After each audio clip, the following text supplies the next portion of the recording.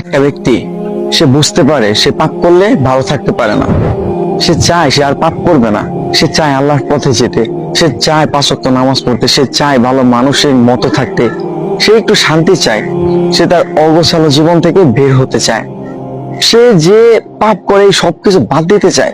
কিন্তু এরপরও মানুষের ধোঁকা, নিজের পরিবেশ, শয়তানের ধোঁকা, নিজের নফসের ধোঁকা, এই সবকিছু মিলে পাপ করে ফেলে।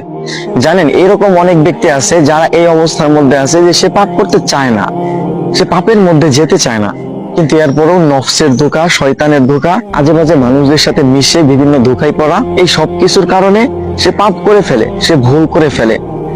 কিন্তু একটা মানুষ সে যখন ভুল করবে, আবার তওবা করবে, আবার ভুল করবে, আবার তওবা করবে, এই মানুষটা যদি এইভাবে চালায় যাইতে থাকে এবং একটা সময় গিয়ে হয়তো আল্লাহ তাআলা চাইলে সে একদম পাপ থেকে মুক্ত হয়ে যাবে, সে একদম ভালো হয়ে যাবে। একটা সময় সে একদম পাপ ছেড়ে দিবে। একটা মানুষ সে পাপ করতেছে, কিন্তু সে যে পাপ করতেছে এটা সে ভাবতেছে না, এটা ভুলটাকে সে ভুল মনে করতেছে না, পাপটাকে সে পাপ মনে করতেছে না। সে একটা খারাপ কাজ করতেছে, সে পাপ করতেছে, তার কাছে মনে হচ্ছে না যে এটা ভুল, এটা খারাপ, এটা পাপ, আল্লাহ তাআলা এটা অপছন্দ করেন, আল্লাহ তাআলা এটা থেকে দূরে থাকতে বলছে। এই মানুষটা যদি পাপ করার সাথে সাথে এইরকম চিন্তা করে আর মাফ না চায়, তাহলে এই মানুষটাই মূলত পাপের কারণে ধ্বংস হয়। এই ধরনের মানুষ, হ্যাঁ, এই ধরনের মানুষ মূলত পাপের কারণে ধ্বংস হয়।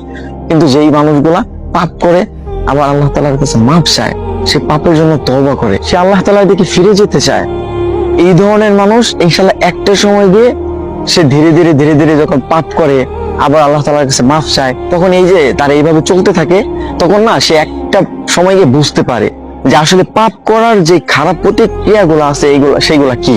প্রত্যেকটা পাপ আর প্রত্যেকটা খারাপ কাজের বাজে একটা প্রভাব আপনার জীবনের উপর পড়বেই পড়বে। সুতরাং আপনি পাপ করতেছেন, আপনি ভুল করতেছেন, আপনি ভালো হতে চাচ্ছেন, এইটা একটা ভালো অভ্যাস যে